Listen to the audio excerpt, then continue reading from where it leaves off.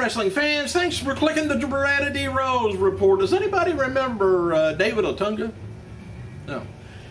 He's being advertised for WWE's upcoming tour of Australia, finally, which is going to be his first appearance since filming the WWE studio movie The Hive with Halle Berry in it. And I wish I was in it. The movie. John Laurinaitis, he's also being advertised for that upcoming tour, but recently removed from the list of superstars on the WWE live event page. But Laurinaitis is serving now as producer agent of WWE live events, so he could appear on the tour if he wanted to. Announced Friday that Randy Orton will star in 12 Rounds Reloaded. It's a direct-to-movie, direct-to-home movie title with the sequel of a John Cena film. It was 2009, 10, 11, 12, 3 years ago. Boy. And according to WWE.com, Orton will portray an emergency medical technician who finds himself caught in a deadly 12-round game of cat and mouse with a vengeful man tied to a paramedic's past.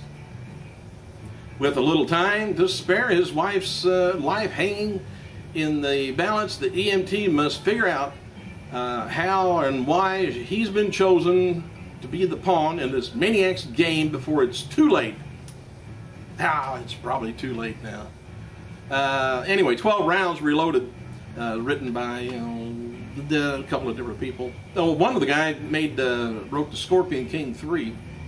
Production begins September 26th in Vancouver. WWE Studios' second film in a 3-picture deal with 20th Century Fox Home Entertainment.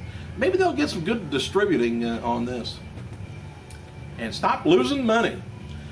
Late in March, Orton was set to advertised actually, and announced to be in the Marine Homefront Studios for Fox, but was replaced by The Miz.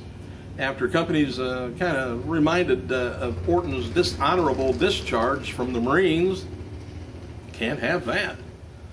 Orton has also appeared in WWE Studios' That's What I Am. And it was an okay movie, I've seen it. Alright, UFC President Dana White has responded to Vince McMahon's recent comments that UFC ratings are kind of, dismal type.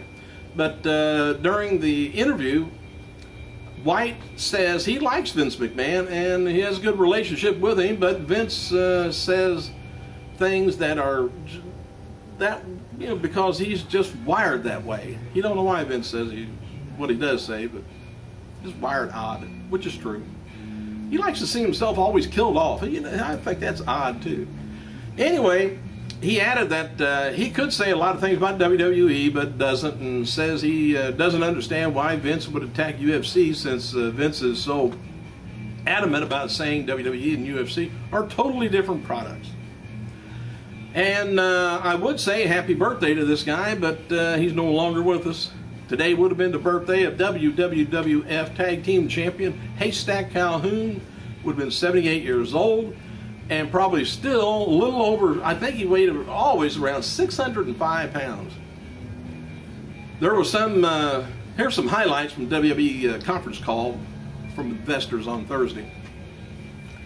WWE is open to creating a new wrestling program for the network if it makes sense economically.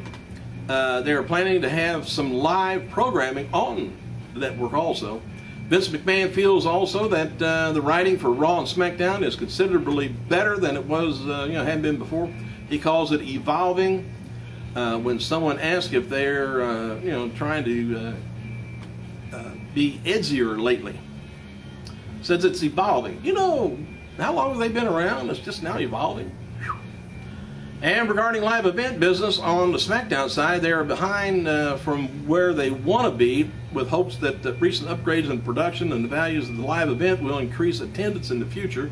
SmackDown was always about half, or maybe even a little bit less than half, of the Raw attendance, which you got the different people. You got let's say I hate to say second class over here, but then you got the first class on Raw, and main Carter or mid Carters on the SmackDown. But They've been switching things around here lately, so I think they're trying to get some major stars over there, get attendance stuff. Anyway, Vince hopes that the main event TV show that premieres on ION in October will help them search a new audience. You don't like us? Former WWE Maria Kanellis, she's going to be teaming with Knockout winner to take on former Knockouts Velvet Sky Angelina Love at a FWE show in, looks like October 5th in Brooklyn. Former WWE diva Maurice is also going to be there. I wouldn't mind being there myself. Hope somebody tapes it. Hornswoggle is going to be at 1 p.m. Chicago Cubs versus Milwaukee Brewers game on August 22nd in Miller Park, Milwaukee, Wisconsin. Hornswoggle is going to be throwing out the first pitch that day. I wonder if it's going to be a little tiny ball, you think? And WWE has seen high-definition pay-per-view increases to 34% this year compared to 27% in 2011, which means more people have HD sets now. Chris Jericho wrote on Twitter last night that he does not see himself retiring anytime soon. Jericho took another fan question, said that he only ever wrestle for WWE, and that Shawn Michaels is the greatest wrestler of all time. Tommy Dreamer has announced that the first match of his House of Hardcore promotion will see TNA and Ring of Honor tag team champions, the Young Bucks, take on former WWE tag champion, remember old Paul London and Brian Kendricks. That should be a good match. Real good wrestlers, all four. And Booker T said the following on Twitter after being announced by being the SmackDown general manager. So I guess you all know by now I'm the new GM of SmackDown. Just wanted to say thank you to the WWE board and Vince for this opportunity. Tonight's WWE SmackDown is going to be featuring Vince McMahon's announcement about Booker T. And matches taped for tonight's show is going to be Sheamus taking on Tensai. I think they're starting a little feud there between them, maybe. Cesaro taking on Morella, Ryback taking on, and they're going to keep this Jinder Mahal and Ryback feud going for a while, I think, too. So it'll probably be a DQ. I forget what the spoiler was. Anyway, R-Truth taking on Darren Young, Del Rio taking on Orton, plus a six-man tag match. Christian Kane, Jericho taking on Bryant, Miz, and Dolph Ziggler, which is, I think they had about 4,500 show up at that event. Now, the place holds around 13,000. Bankers Life. So, well, I don't know how much is economy either. Hey, TNA knockout Rosita. She's going to be appearing in a new horror film called Self-Storage. I don't want to say too much about that. But anyway, we don't have many details yet, but TNA is partnering with Twitter. And this is kind of strange. I don't know. Didn't know you could do this, but anyway, the announcement from Dixie Carter said, proud to be partnering with Twitter and becoming the first wrestling company to stream live over our Twitter page at Impact Wrestling.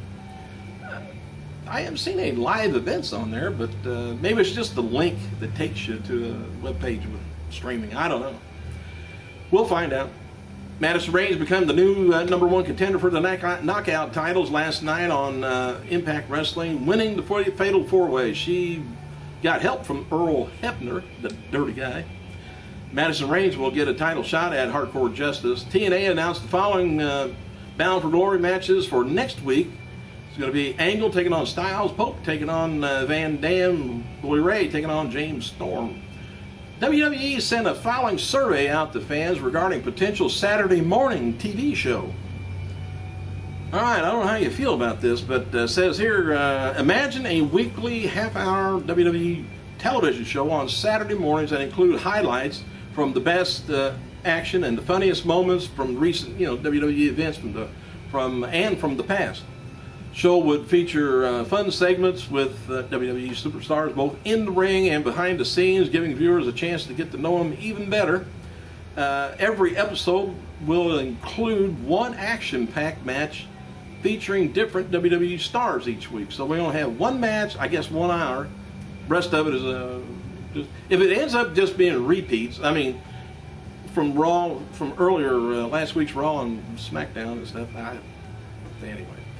Based on this description, please rate the following show from a scale of 1 to 5. Excellent, good, neutral, fair, poor. Saturday morning slam, WWE jacked, WWE amped, WWE superstar charged, or WWE turbocharged. Pick out the name. 20 years ago, Ron Simmons became the first black African American. I don't know if there is an African American that's not black, come to think of it, to win the world title in professional wrestling when he defeated Big Van Vader in Baltimore, Maryland. WWE.com relives that historic night with a video and retrospective written by WWE Hall of Famer Jim Ross. And Jericho will be on tour in New York with his band Fozzy November through December. He tweeted, "It's official, Fozzy back in Europe in December. Info to come: 7 Cologne, 8 Kirkrade, 10 Paris, 11 Frankfurt, goes on down to Munich and stuff. November 27th, stoked, he says, 28 man, 29 Birmingham, and 30 Glasgow." Anyway, you can check it out. Check it out at FozzyRock.com.